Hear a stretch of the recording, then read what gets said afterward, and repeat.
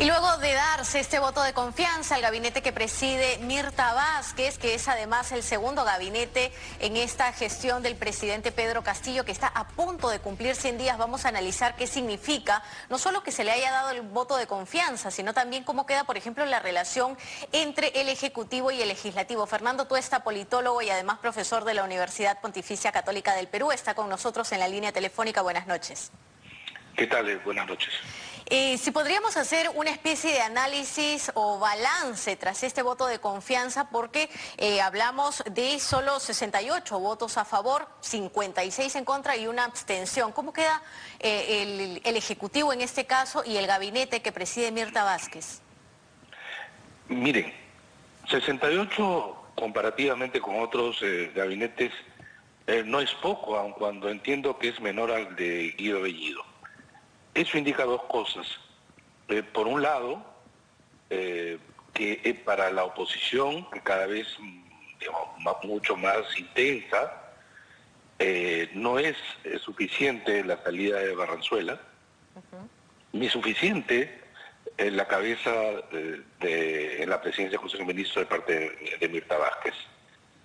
Obviamente esperan más, pero también, por otro lado, era esperable este voto de confianza. La oposición sabe que si es que no le dan el voto de confianza, le queda solo una nueva oportunidad. Y de los 60 meses que tiene el mandato, faltaban 57. No estoy tan seguro que esta era la oportunidad para poder no darle el voto de confianza. En las intervenciones, obviamente siempre manifestaban el descontento. Pero si uno evalúa las intervenciones en relación a lo que se vota, no siempre hay una correlación.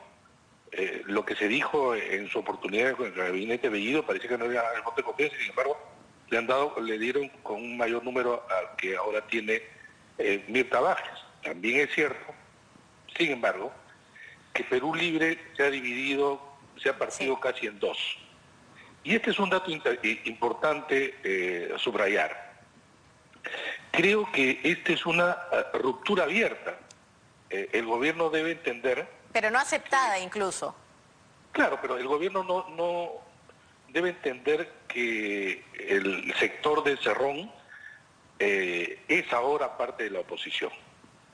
No puede dejar de apoyar un gabinete que es del gobierno, no es un gabinete externo al gobierno, es un gabinete del gobierno. Pudo haber caído el gabinete. También es cierto que el sector cerronista tiene sangre en el ojo.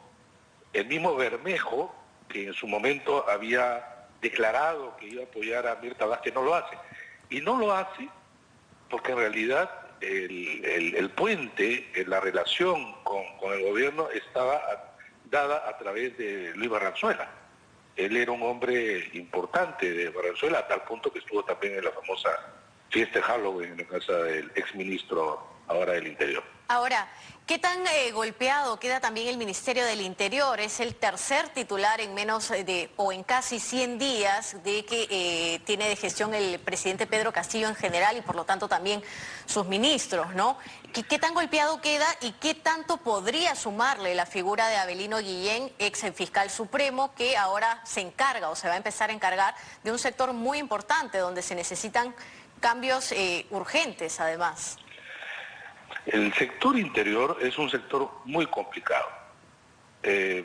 Justo horas antes envié a través de las redes un cuadro en donde se veía claramente que desde el gobierno de Kuczynski han pasado, contando al actual Avelino Guillén, 13 ministros. O sea, un promedio de medio año. Ese es el promedio, medio año Ministerio del Interior. ¿Quién puede hacer una política pública con ese nivel de inestabilidad? En otras palabras, lo de Avelino Guillén no hay que verlo solamente es el tercero en este gobierno, probablemente lo más pronunciado en términos de inestabilidad, pero que venimos arrastrando esto de hace un buen tiempo, lo estamos. Ahora, sin embargo, creo que esta es una oportunidad, ¿no? En la crisis también se abren oportunidades. Los dos anteriores ministros fueron cuestionados. El caso de Avelino Guillén, si bien algunos critican que no conoce el sector, Sin embargo, tiene otras cualidades. Es una persona honesta, es una persona destacada, tiene perfil propio, y entonces, y además, creo que va a colocar también sus líneas de frontera en relación a lo que se debe y no se debe hacer desde el gobierno. El sector, repito, del interior es un sector muy complicado, ¿no? Uno de las papas calientes que hereda, evidentemente, es la última resolución suprema firmada por Luis Barranzuela, es decir, la incorporación en términos de apoyo de las Fuerzas Armadas a la Policía Nacional, pero en Lima y Callao, ¿no? Esta es una primera tarea. ¿Lo va a dejar así o va a dejar sin efecto esta resolución suprema? Esto es un punto de partida. Pero yo creo que ese es un buen anuncio. Se tenía el temor de que iban a nombrar quizá otro, digamos, del perfil anterior, pero creo que este es un avance, por lo menos en el sector interior. Sin embargo, en el gobierno sabemos que hay hay de cal y muchas de arena, ¿no? Ya educación, y ya hemos visto claramente en estos últimos días el caso de transportes, lo que nos muestran curiosamente, que este es un gobierno que se dice transformador y es antirreformista. Está en contra de la reforma política, está en contra de la reforma magisterial, está en contra de la reforma de transporte, y por lo tanto es pues un gobierno complejo de poder definir. Claro, quedan efectivamente, ¿no?, dos ministros, y se ha hablado mucho, incluso el día de hoy durante el debate en la sesión del Pleno del Congreso, hablamos del Ministerio de Transportes y Comunicaciones y del ministro de Educación, el ministro Gallardo.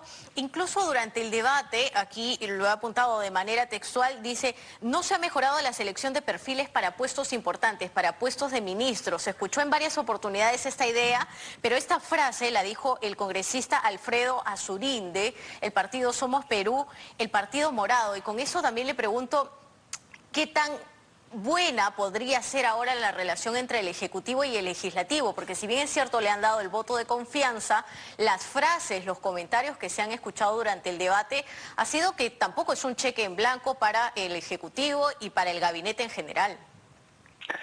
Nunca existe un cheque en blanco en ningún gobierno ni en ningún gabinete. Solo que en este caso el cheque ya está escrito, tiene muy poco margen. Ahora bien, sin embargo, el gobierno tiene una gran oportunidad. Si uno ve la votación, lo que encuentra, para empezar, es, por ejemplo, ya hemos hablado de un Perú Libre dividido, pero por ejemplo Acción Popular ha votado en bloque a favor. Sí. Alianza para el Progreso, salvo Gladys Echaíz y Roberto Quiabra, que siempre han votado en realidad al lado de Fuerza Popular, ahí hay votos que por lo menos desde el punto de vista del gobierno pudiera generar una apertura mayor, un nivel de coalición que requiere, exige, necesita para gobernar. No puede seguir gobernando con una oposición contraria. Si bien puede perder la mitad de Perú Libre, puede ganarse a estos partidos de centro, ¿no? Reforzar sus niveles de alianzas, pero eso requiere pues un trabajo que yo creo que Mirta Vázquez está en capacidad de hacerlo. Perfecto. Pero vamos a ver, ¿no? Finalmente este gobierno no deja de sorprendernos. Fernando Tuesta, gracias por acompañarnos en las claves del día, politólogo y además profesor de la Universidad Pontificia Universidad Católica. Momento de ir a una pausa, la primera pausa, y luego seguimos con más.